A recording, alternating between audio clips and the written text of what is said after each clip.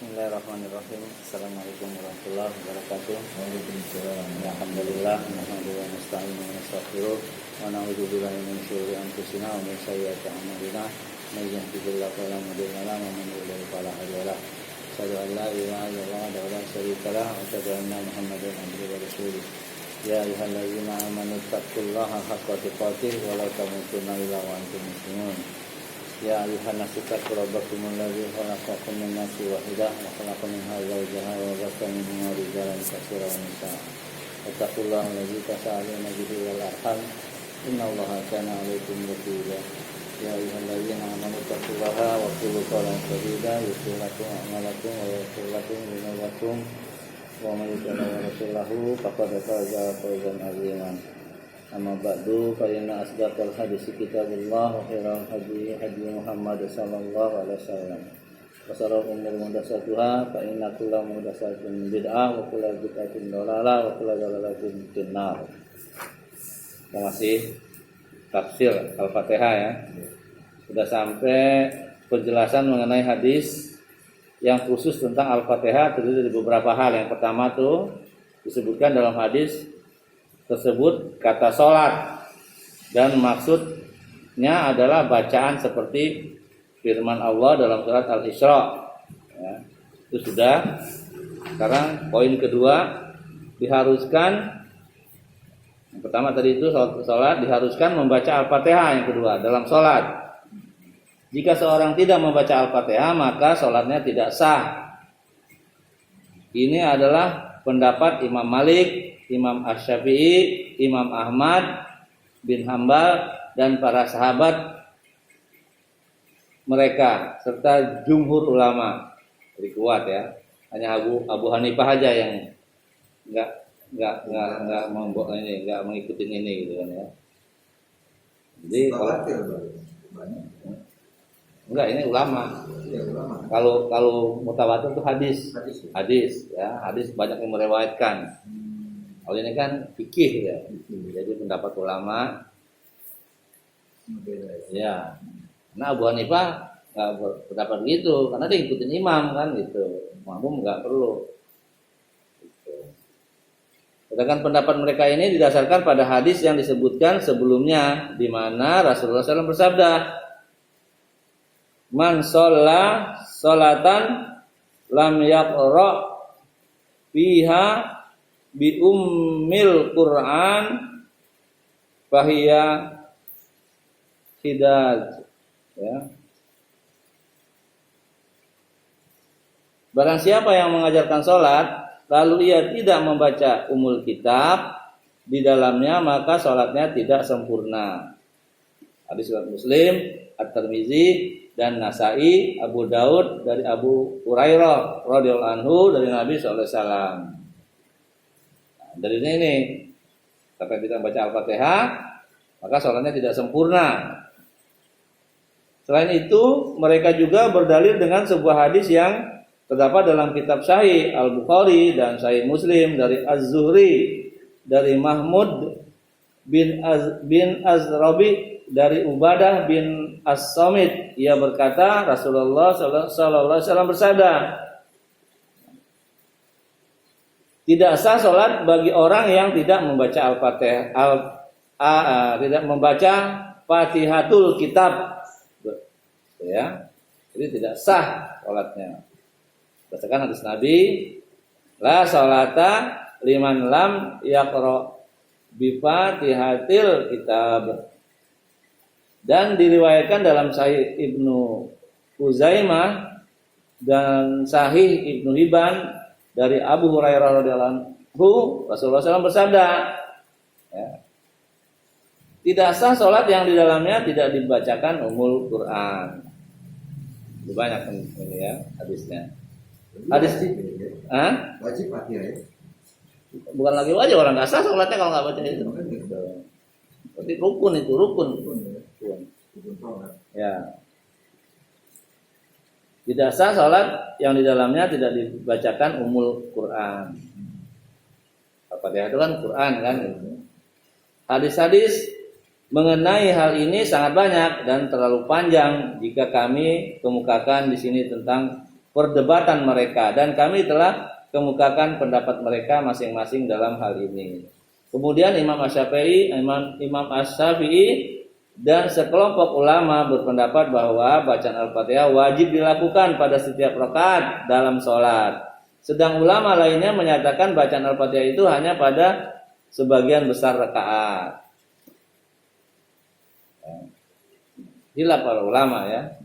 Hasan Al-Basri dan mayoritas ulama Basrah mengatakan bacaan Al-Fatihah itu hanya wajib dalam satu rakaat saja pada seluruh sholat berdasarkan kepada kemutlakan hadis Rasulullah SAW di mana beliau bersabda, la sholata liman lam yaqra bi Fatihatil kitab.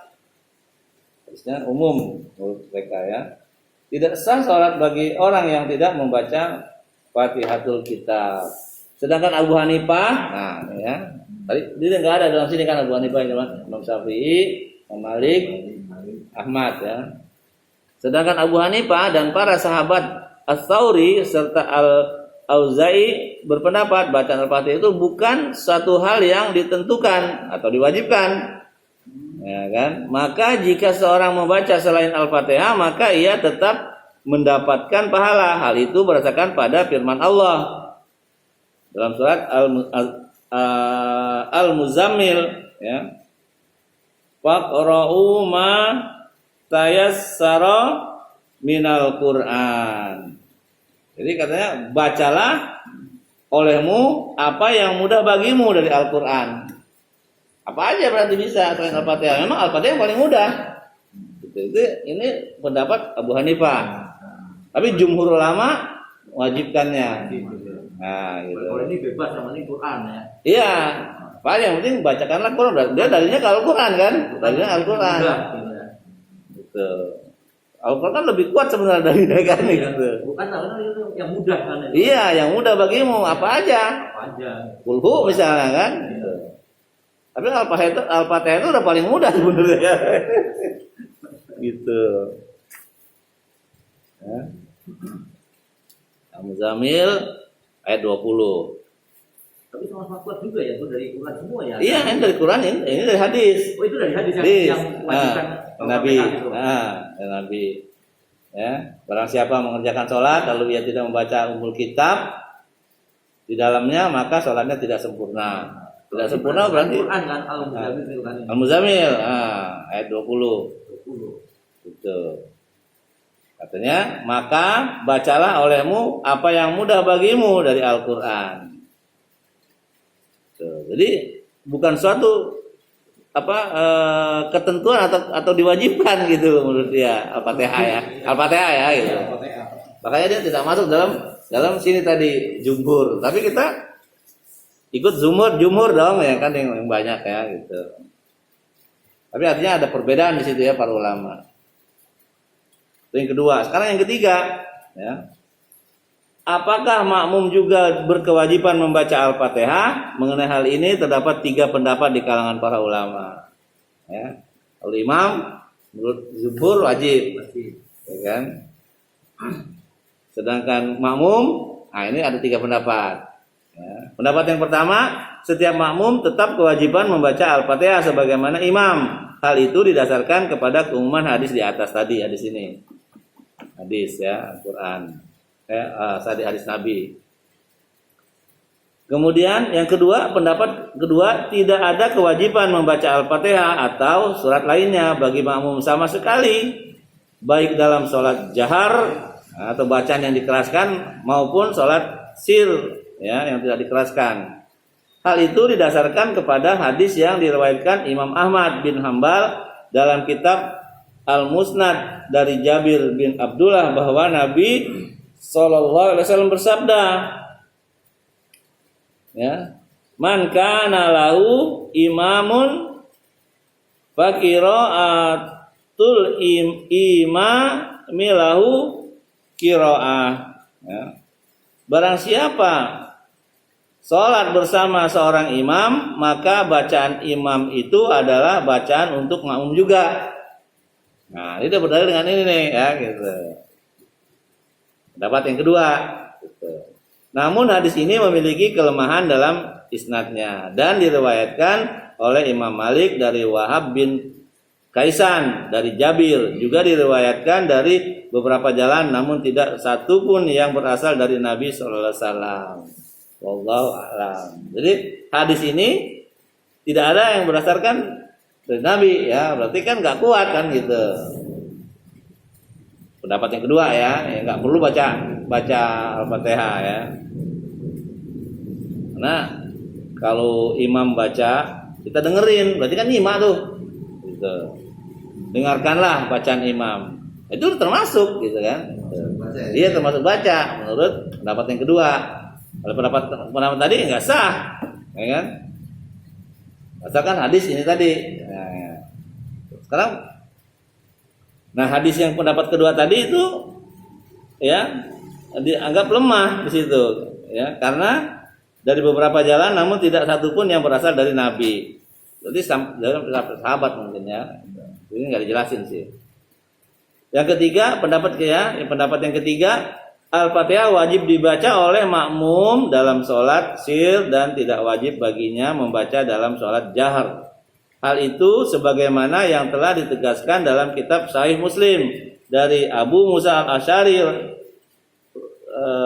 Katanya Rasulullah SAW bersabda, sesungguhnya imam itu dijadikan sebagai panutan. Jika ia bertakbir, maka hendaklah kalian bertakbir. Dan jika ia membaca Al-Fatihah atau surat Al-Quran, maka simaklah oleh kalian. Dan seterusnya. Nah, ini pendapat yang ketiga nih. Ya kan? Nah, jadi pendapat yang ketiga, makmum dalam sholat sir wajib dibaca oleh makmum dalam sholat yang nggak dijaharkan, yang sir ya, sholat zuhur, asar, apalagi itu, zuhur, asar aja ya. Lainnya kan zahar semua kan. Gitu. Kalau yang dikeraskan nggak perlu baca, dengerin. Ini pendapat yang ketiga. Ya, kalau pendapat yang pertama tadi wajib, mau jahar maupun sir. Pendapat yang kedua enggak, makmum enggak perlu. Iya, enggak perlu. Gitu. Jadi imam wajib. Tapi di situ enggak dikatakan kapan baca, kalau yang baca kapan dibacakan, setelah makmum membaca atau ngikutin makmum gitu kan. Sama maksudnya? Kan yang pertama kan wajib banyak Al-Fatihah. Nah. Kalau imam baca Al-Fatihah, kita ngikutin imam atau setelah selesai baca Al-Fatihah imamnya tuh. Kalau kita gabung di sini, berarti kita dengerin dulu. Dengerin dulu ya kan. Ya, kan? Ya. Nah, yang ketiga kan gitu, dengarkan, nah, kemudian baca. Nah, Ya, sebaiknya sih kita baca, kalau mau kita cepet kok bacanya kan, jangan lama-lama. Tapi kalau imam yang ini sih yang memang udah paham ya, saya kan belum paham ya. Dia berhenti dulu lama. Waladhdallin, amin. Ada jeda dia. ya. Situ. Ya, kira-kira berapa menit lah ya. Beri kesempatan untuk 1 menit atau 2 menit. Baru dia baca surat lagi biar makmum mendengar. Dia baca surat itu. Jadi nggak bentrok pada saat dia baca Al-Fatihah, kita baca surat kan gitu. Tuh. Kalau dia kan mayoritas kan kadang-kadang kan setelah Al-Fatihah langsung baca surat. Ya. Kita baru baca ini, nah. Ya. Kalau di situ kan harus mendengarkan kan. Mendengarkan. Iya. Mendengar imam kan. Ya. Tapi makanya kita suka makmum cepat bacanya, jangan lama-lama. Kan kita sir, cepet aja. Bismillahirrahmanirrahim. Nah, gitu kan cepet. Gak usah pelan-pelan. Bismillahirrahmanirrahim. Alhamdulillahirabbil alamin.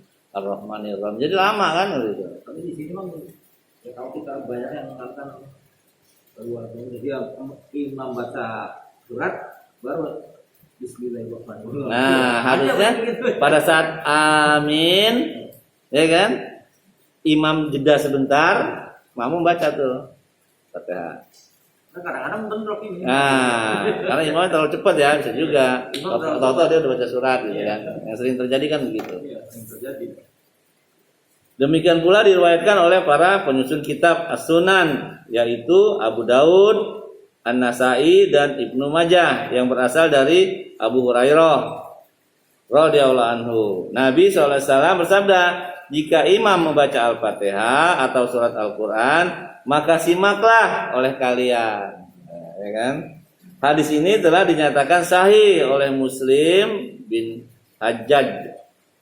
Kedua hadis di atas menunjukkan kesahihan pendapat ini yang merupakan qaulun qadim atau pendapat lama. Imam Asy-Syafi'i rahimahullah dan satu riwayat dari Imam Ahmad bin Hambal rahimahullah, dan maksud dari pengangkatan masalah-masalah tersebut di sini adalah untuk menjelaskan hukum-hukum yang khusus berkenaan dengan surat Al-Fatihah dan tidak berkenaan dengan surat-surat yang lainnya.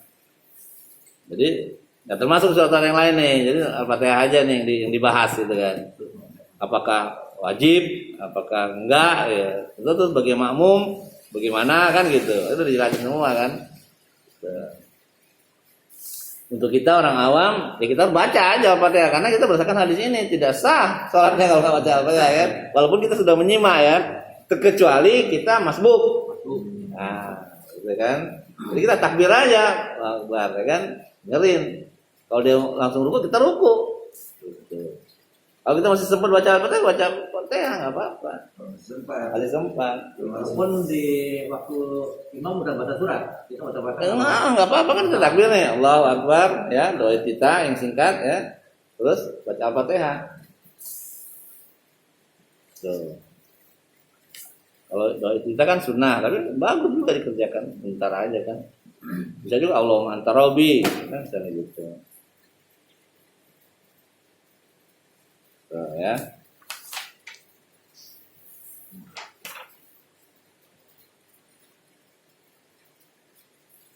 Jadi kalau surat lain tidak termasuk di sini hanya surat Al-Fatihah.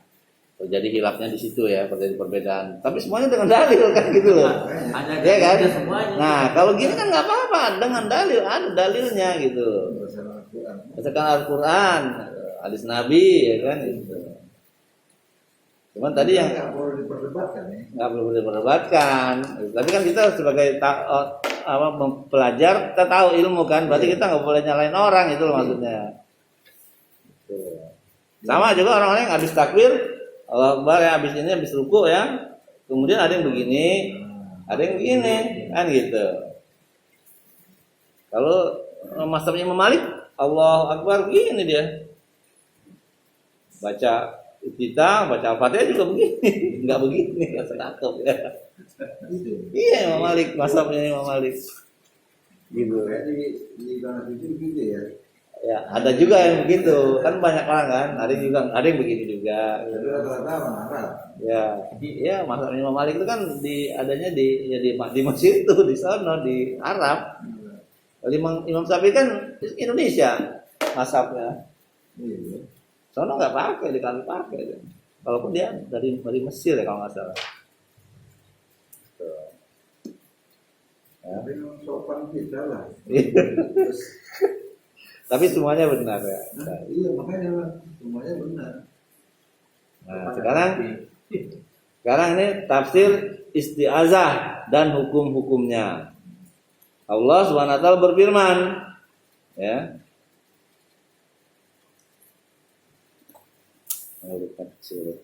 A'udzubillahi minasyaitonir rajim.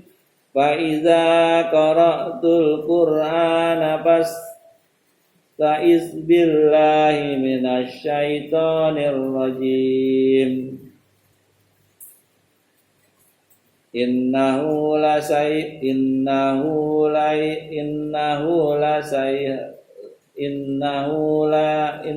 laisa lahu sultanun alal ladzina amanu wa ala rabbihim yatawakkalun. Innama sultanu alal ladzina yatawallawnahu wal ladzina hum bihi musyrikun.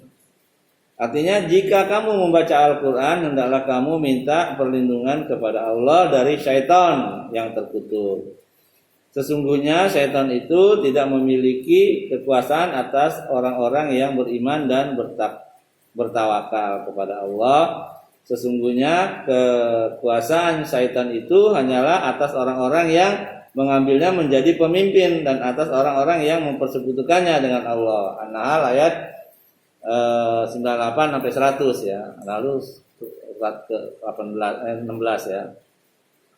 Jadi kalau kita baca Quran itu sunnahnya kita baca ta'awud baik di awal ya. Kalau di awal kan ta'awud sama bismillah kan.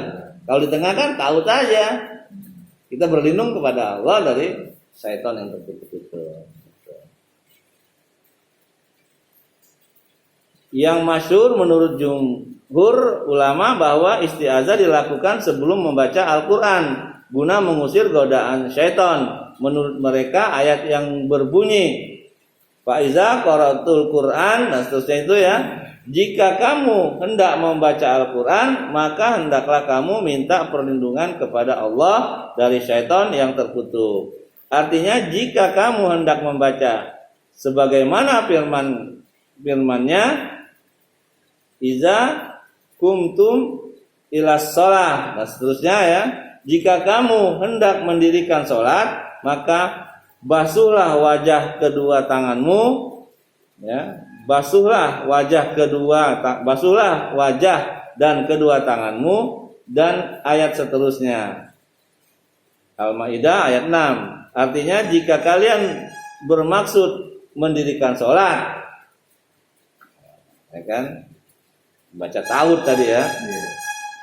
Penafsiran seperti ini didasarkan kepada beberapa hadis dari Rasulullah SAW. Imam Ahmad meriwayatkan dari Abu Sa'id Al-Khudri katanya jika Rasulullah SAW hendak mendirikan sholat malam maka beliau membuka sholatnya dan bertakbir seraya mengucapkan Subhanakallahumma wa bihamdik wa tabarakas muka wa ta'ala jadduka wala ilaha ghairuka dan seterusnya ya.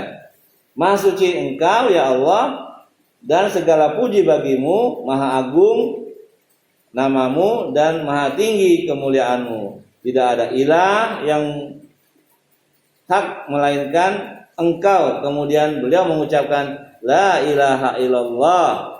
Tidak ada ilah yang berhak diibadahi kecuali Allah. Sebanyak 3 kali. Setelah itu beliau mengucapkan aku berlindung kepada Allah yang maha mendengar lagi maha mengetahui dari syaitan yang terkutuk dari godaan tiupan dan hembusannya.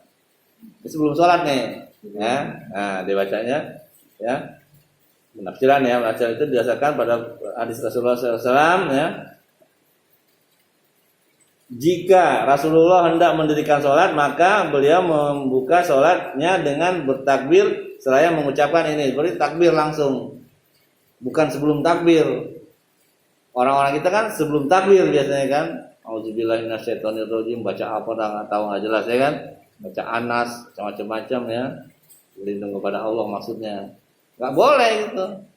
Nabi ini jelas setelah takbir dia membaca ini. Nah, subhanakallahumma wa bihamdik. Panjang ya. Nah, baru. Tuh, jadi ini mungkin doa kita ya, kita lihat ini.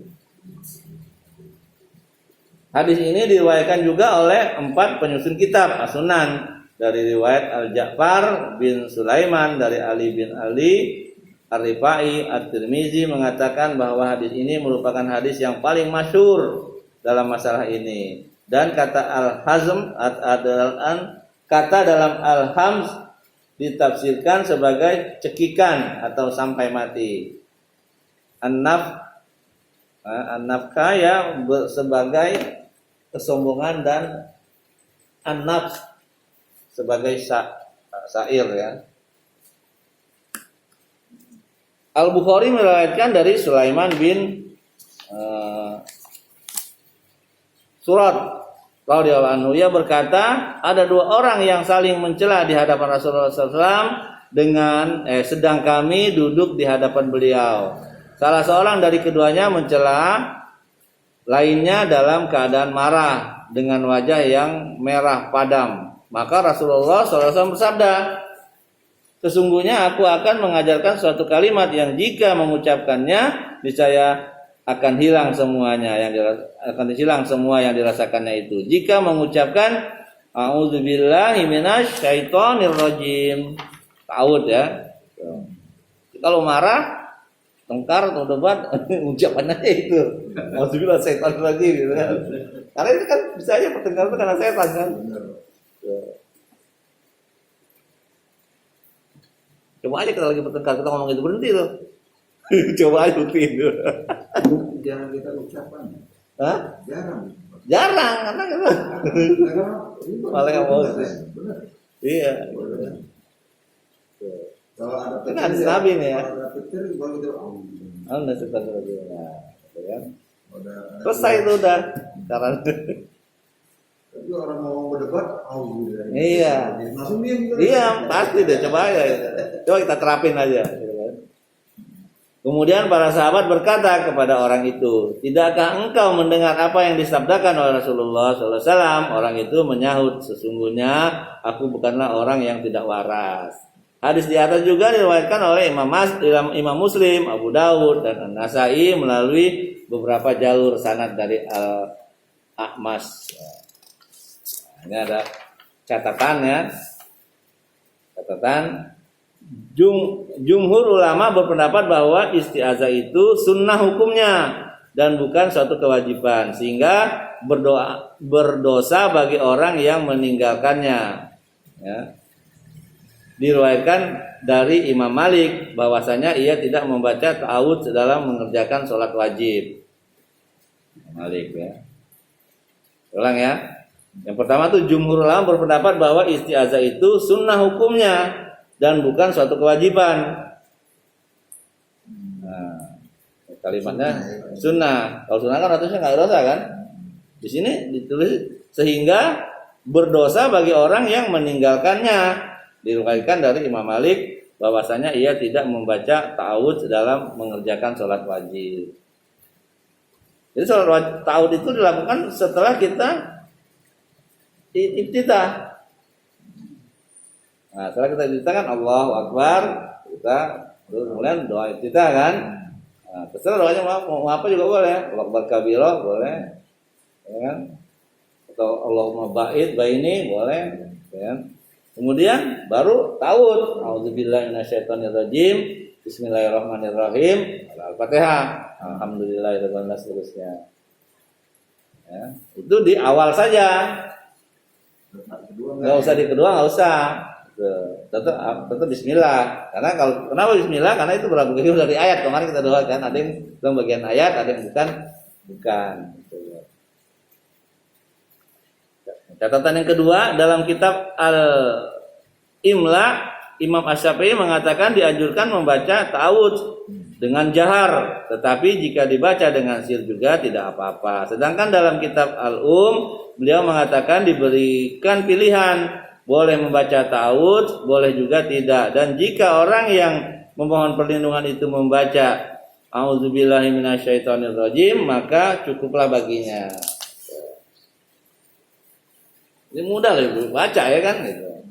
Yang ketiga, catatan yang ketiga menurut Abu Hanifah dan Muhammad, ta'awudz itu dibaca di dalam sholat untuk membaca Al-Quran. Sedangkan Abu Yusuf berpendapat bahwa ta'awudz itu justru dibaca untuk sholat.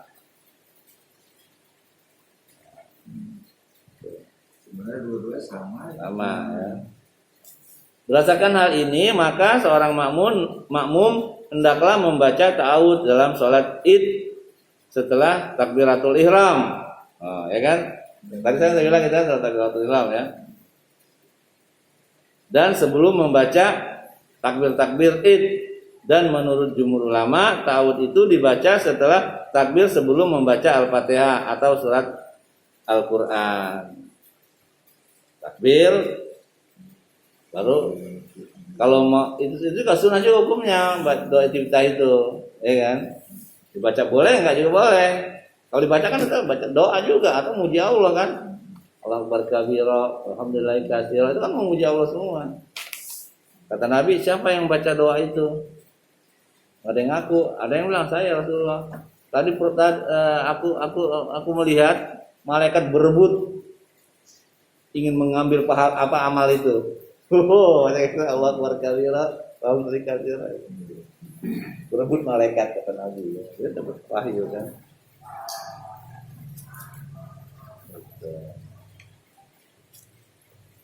Di antara manfaat ta'awudz adalah untuk menyucikan dan mengharumkan mulut dari kata-kata yang tidak mengandung faedah dan buruk. Ta'awudz ini digunakan untuk membaca firman Allah. Artinya memohon pertolongan kepada Allah sekaligus memberikan pengakuan atas kekuasaannya, kelemahan dirinya sebagai hamba dan ketidakberdayaannya dalam melawan musuh yang sesungguhnya, yaitu syaitan yang bersifat batiniah yang tak seorang pun mampu menolak dan mengusirnya kecuali Allah yang telah menciptakannya. Kita nggak bisa ya, kita berlindung pada Allah ya. Auzubillahi minasyaitonirrajim. Aku berlindung pada Allah dari godaan setan ya, jin dan setan. Allah Tabaraka wa Ta'ala telah berfirman dalam surah Al-Isra,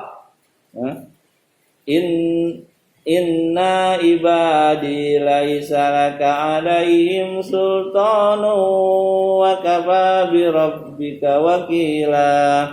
Artinya sesungguhnya hamba-hambaku kamu tidak dapat berkuasa atas mereka dan cukuplah Rabbmu sebagai penjaga. Berdasarkan dalil ini, ta'awudz itu bermanfaat untuk kita supaya terlindung dari syaitan.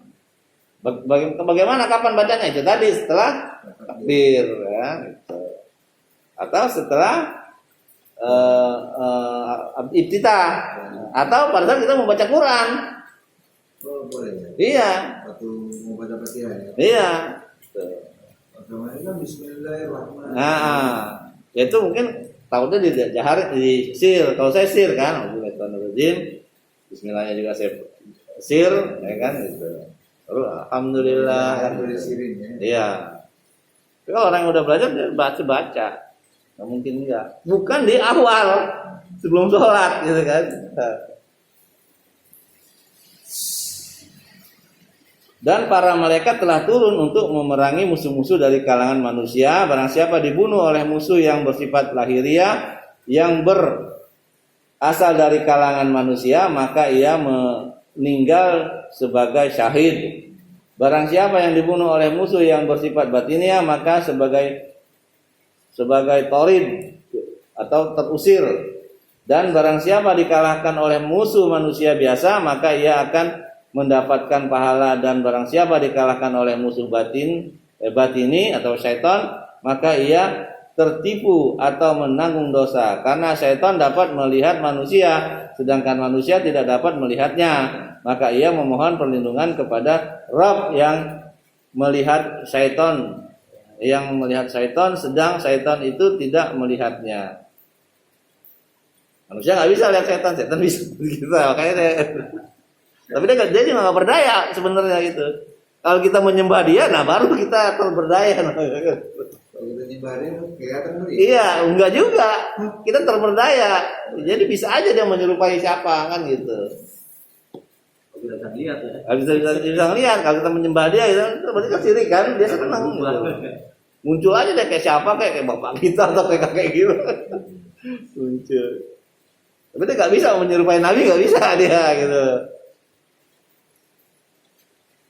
Pengertian istiazah ya.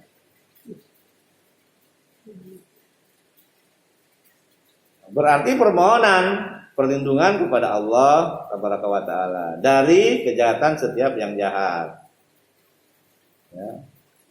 Dan juga permohonan pertolongan dalam usaha menolak kejahatan, sedangkan permohonan atau pertolongan dalam upaya memperoleh kebaikan.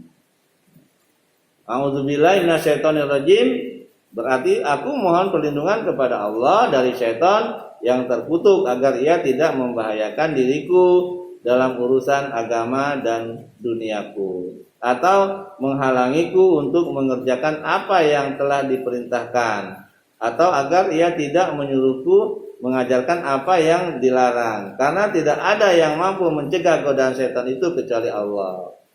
Sebenarnya kita nggak mampu. Makanya kita dianjurkan tuh baca ini. Bisa aja kita sholat malas karena setan juga, ntar aja belum komat, kan gitu. Tapi kan ya ada ketinggalan kan, rumah aja. Firman ntar masih ada waktu, masih belum aja deket Isa, oh kan itu lewat tuh. Setan tuh jago ya kan. Jago dia. Iya, mengelabui orang gitu kan. Sedikit demi sedikit. Bahkan di dalam mesin. Sedikit demi sedikit. Cara dia nggak tahu bagaimana dah. Makanya kita harus lawan. Kalau udah timbul kayak gitu, auzubillahi minasyaitonir rajim, setan. Itu Pak. Iya. Masih dalam rumah Pak, rumah mati. Itu mau siap nih. Oh itu. Udah pulang dulu Pak ya. Katanya nggak apa-apa. Waktu jam berapa datang? Dalam hati gue nih godaan juga. Iya, langsung tahu aja kita auzubillahi minasyaitonir rajim. Udah tinggal. Tapi dia sudah Kabur dia. pulang dia kan langsung tuh aku pegang. Iya. Mandi dulu langsung balik. Oleh karena itu Allah Azza wa Jalla memerintahkan manusia agar menarik dan membujuk hati syaitan jenis manusia dengan cara menyodorkan sesuatu yang baik kepadanya hingga dapat berubah tabiat dari kebiasaannya yang mengganggu orang lain. Selain itu Allah juga memerintahkan untuk memohon perlindungan kepadanya dari syaitan jenis jin karena dia tidak menerima pemberian dan tidak dapat mempengaruhi dengan kebaikan. Tabiat mereka jahat dan tidak ada yang dapat mencegahnya dari dirimu kecuali Rabb yang menciptakannya. Karena setan dari manusia ada juga yang malas itu kan jahat dan segala macam itu kan, itu kita nasehatin. Kalian bacain lah bismillah gitu.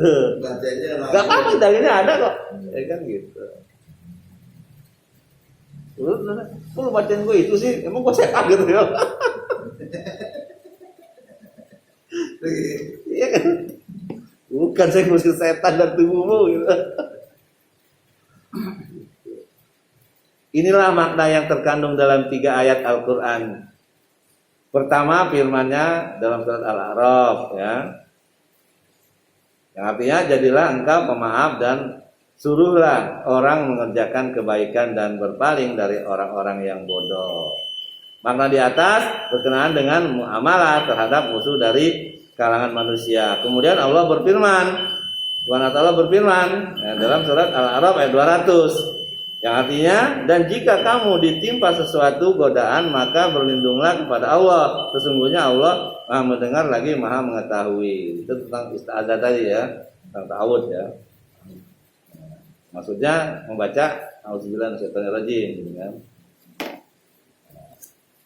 Sedangkan dalam surat Al-Mu'min Allah Subhanahu wa ta'ala berfirman, yang artinya tolaklah perbuatan buruk mereka dengan yang lebih baik.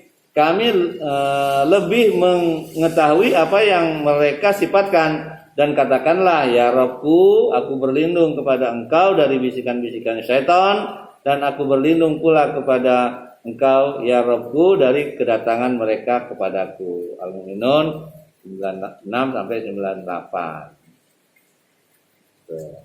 Kemudian banyak ya. Tapi hampir sama semuanya Pak. Kita dianjurkan baca ta'awudz gitu. Jangan lupa tuh baca ta'awudz kalau mau sholat itu kan. Tapi setelah doa kita ya. Setelah kita. Jadi kalau kita nggak keburu kita ya kita langsung Allah Akbar, auzubillahi minasyaitonir rajim, bismillahirrahmanirrahim, baru Al-Fatihah kan, bismillahirrahmanirrahim, alhamdulillah seterusnya.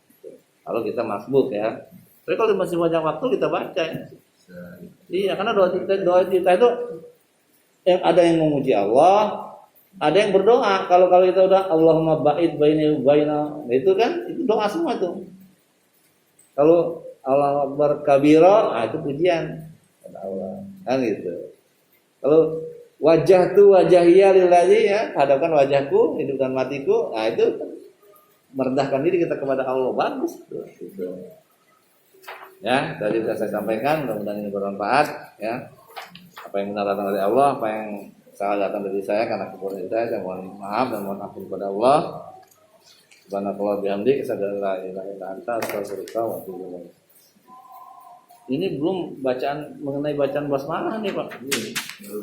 Banyak banget loh. Tapi bagus kok. Hah? Bagus. Masuk ya dikit-dikit ya. Masuk itu masuk. Masuk ya. Jadi Jadi emang jadi kita harus praktekin gitu ya. Karena itu udah rutin kesan lu kan.